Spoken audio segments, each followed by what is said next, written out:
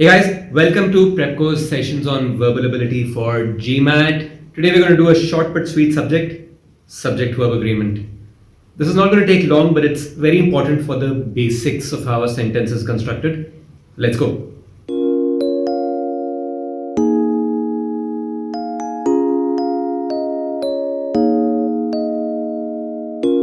What's up guys? Welcome back to Prepco sessions on verbal ability. This is basic grammar, subject verb agreement. It's going to impact your grammar no matter what course you're doing, what test you're sitting for. And this is one area like similar as modifiers where they can confuse you very easily, but once you know the ground rules, this is really easy. So what is subject verb agreement about? Very, very simply put, every sentence has a subject and a verb. What these guys are going to try to do, it's a very lazy way of actually testing your English. It's a very lazy way of giving you questions to solve, because all you do is keep making the sentence longer and longer and putting in more gap between the subject and the verb till you realize that the subject doesn't match the verb anymore, and you can miss it because there's suddenly 20 words in between. So, for example, if you see a sentence like our neighbors likes us, it's very, very obviously wrong. There's no doubt here at all. Now, if you see a sentence like our neighbors with 8 dogs, all named Cheesecake, likes us, it's still pretty obvious that the sentence is wrong. Neighbors and likes doesn't mix. If they make it the choice of our neighbors in Delhi, the capital of India, to have 8 dogs, all named Cheesecake, and 13 cats, all named Souffle. If you have animals, please don't do this, firstly. Confuse us. Now this is starting to get tricky. And why I said this is a lazy way of testing you is because what they did was pretty obvious, pretty easy. They just made the sentence longer and longer and longer without actually putting in any thought into it. And suddenly, the problem that happens is suddenly what is the subject of the sentence? Is it the neighbors? Are the neighbors confusing you? How do you find out? Basically, just remove components. The choice of our neighbors in Delhi. In Delhi, the neighbors are in Delhi, remove that part. The choice of our neighbors, the capital of India is describing Delhi, remove that part for now. Right now your aim is to understand what is the action happening in the sentence. The subject and the verb, what are they? The choice of our neighbors to have 8 dogs, remove the names, and 13 cats, remove the names, confuse us. The choice of our neighbors, confuse us, once you've removed everything else. Of our neighbors is also a modifier. The choice, confuse us. Now that you've removed everything else and simplified the sentence, now you see the error. It needs to be the choice confuses us. All these modifiers in the middle, we've done the class on modifiers before this. I'll drop in a link in the comments. That's also very, very important. It's actually getting to the same point. The modifiers are what they're using to make the sentences much longer.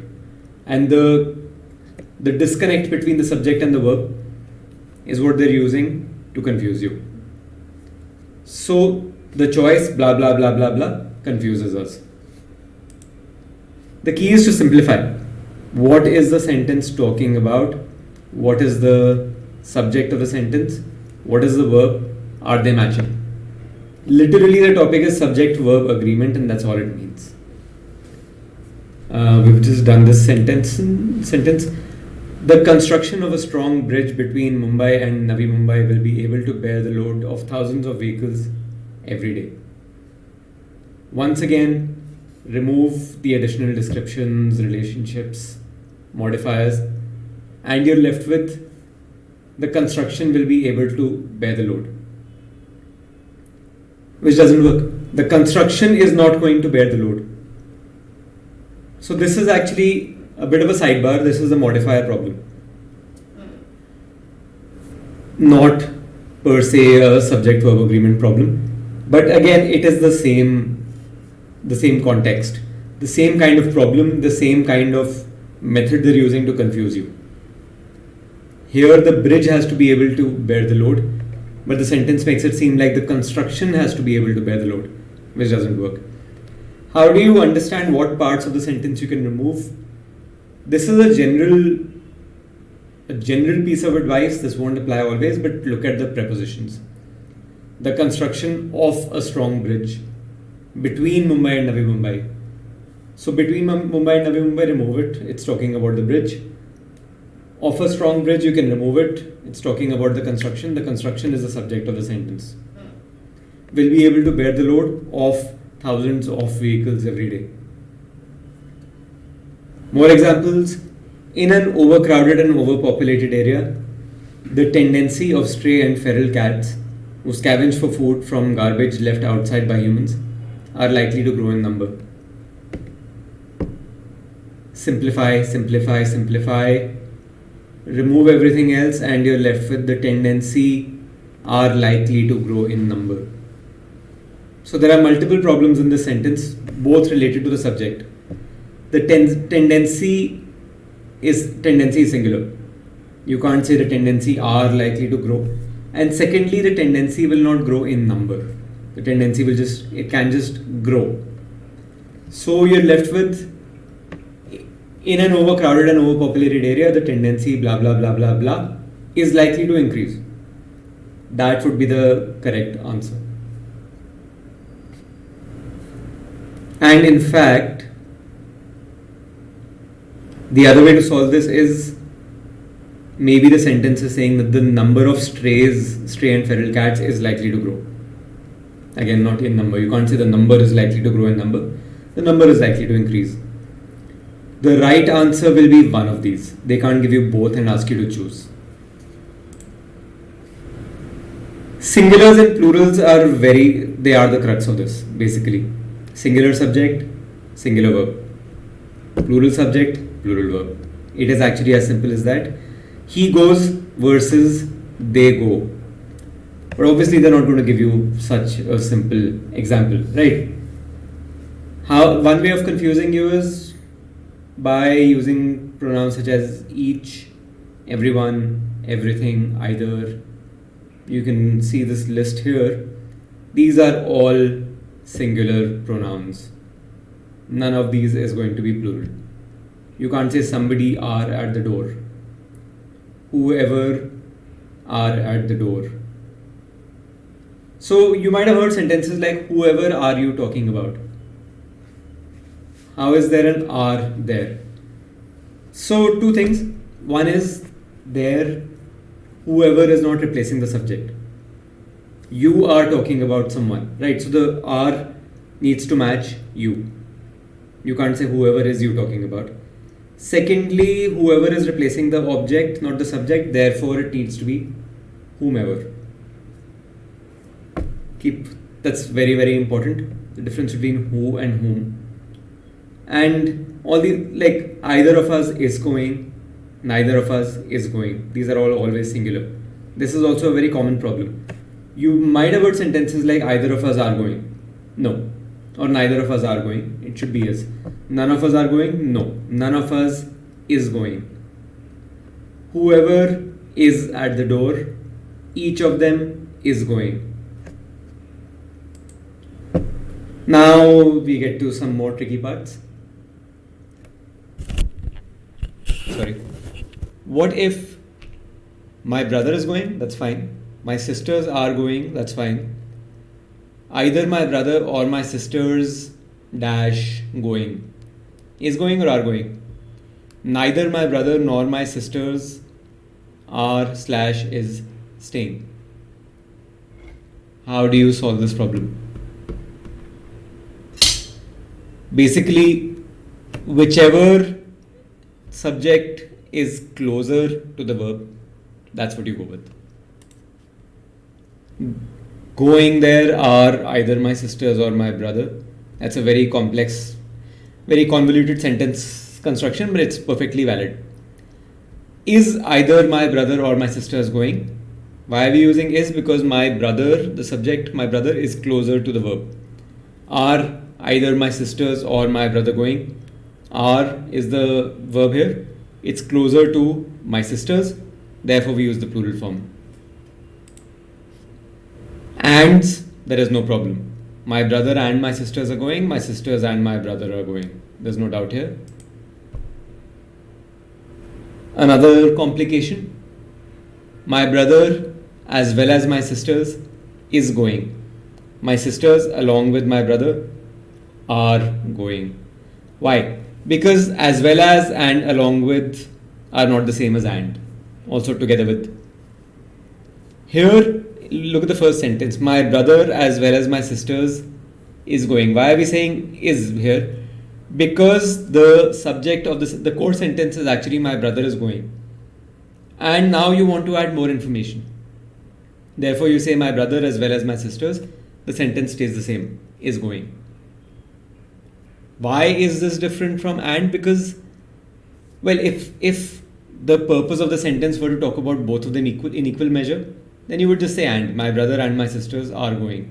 Here, you're using as well as or along with to differentiate. To say that, look, the focus is, the subject is my brother. Having said that, there are other people who are going with him. So we add them in, as well as my sisters. The reason you're using as well as instead of and is this. If they were both equally important, you would just say and. Also, more complications.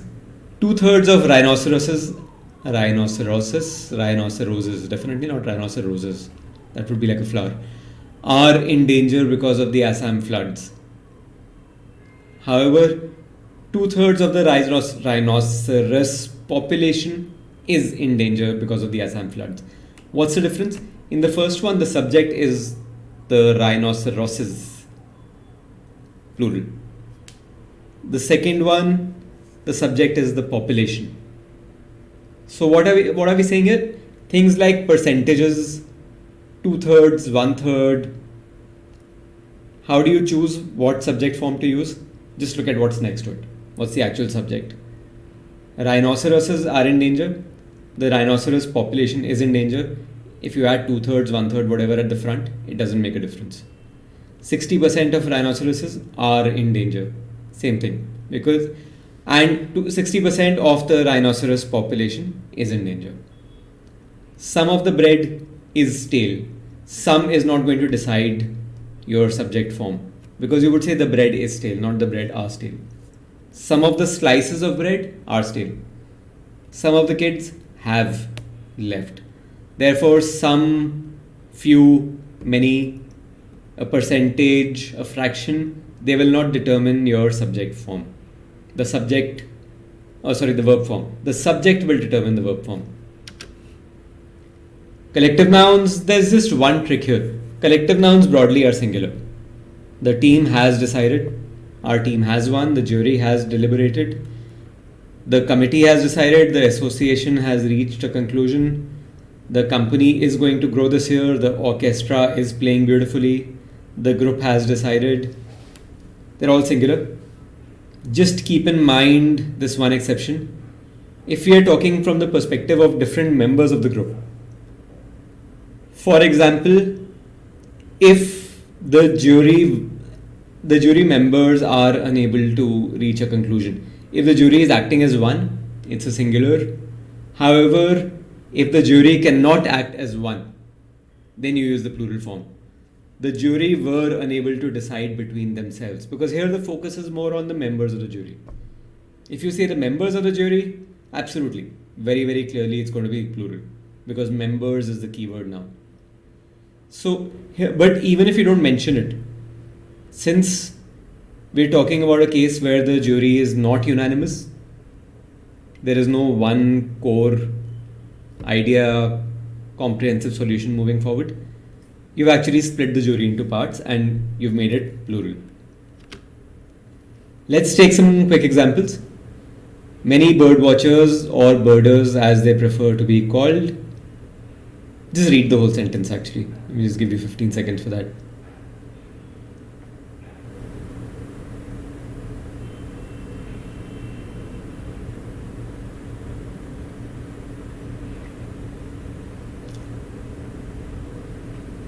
How do you actually, so My point here is not to give you the answer.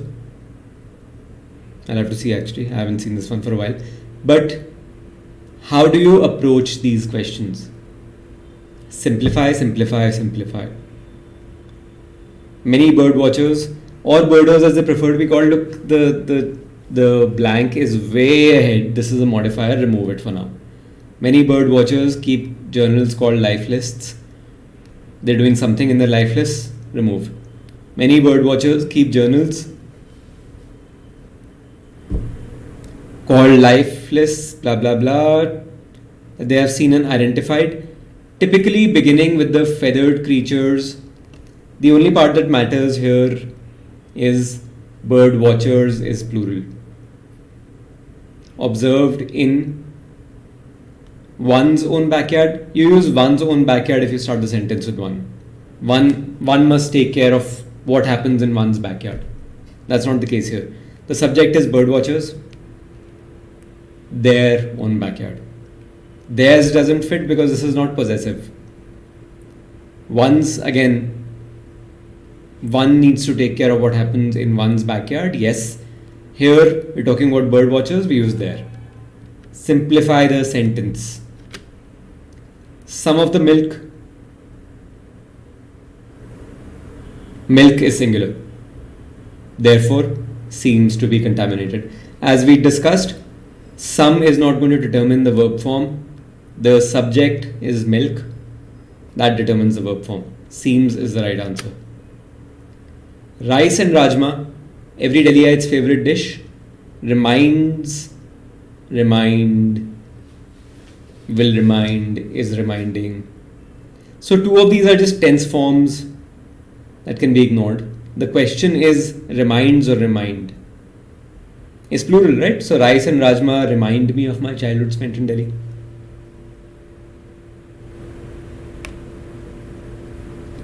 But reminds sounds correct. The key here is to look at the modifier. Here the modifier description becomes important. Every Delhiite's favorite dish. Not favorite dishes or ingredients or food types. Favorite dish. Therefore, rajma chawal here is one dish. We are not talking about rice separately and rajma separately and then rice and rajma become two subjects. No, this is one dish. Therefore, the right answer is reminds. In India, a large section of voters still. What is the subject here? Is the subject voters? No, it's vote. Oh, sorry, what am I saying? Is the subject voters or is it section? The subject here is section. As we said, a population can be the subject. Here, the subject is section of voters is describing what the section comprises of. Section is singular. Therefore, the answer is votes. Last example. Several of the cricket players in New Zealand also belongs, were belonging, was belonging, belong. So again here the question comes down to belongs versus belong. What will decide the answer? Cricket players, plural, therefore belong to the national rugby team. Several makes no difference here. The answer depends on cricket players. So that basically is subject-verb agreement. This wasn't a very long session because it's not a very complicated topic. Just a few thumb rules you have to keep in mind. The subject and the verb have to match and just try removing everything else in the middle to bring the subject and verb closer together to see what your answer is. Any questions at all? Drop us a comment and we'll drop links to the other classes also in the comments. And any doubts you have generally about verbal ability, drop us a line. And keep an eye out for our other videos also. If you like this video, click like on this video, it really helps us.